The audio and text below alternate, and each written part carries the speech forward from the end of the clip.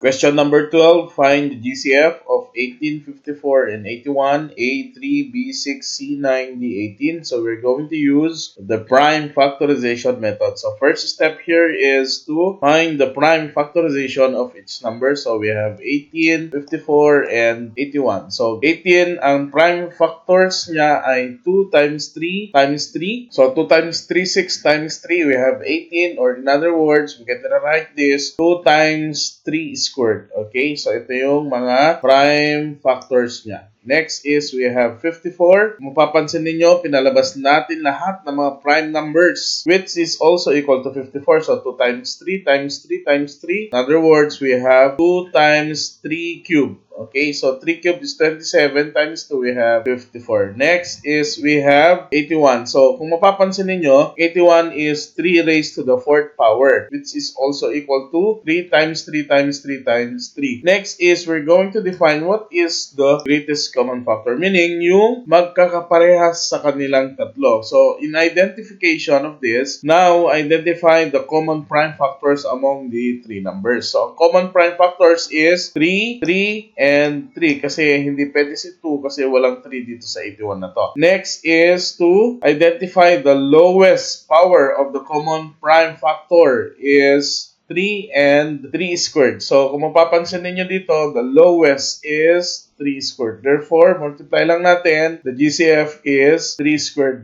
which is equal to 9. Therefore, the greatest common factor of 18, 54, and 81 is 9 dito sa part na to. And this is letter C po. Follow my talks for more videos. See you to the next episode.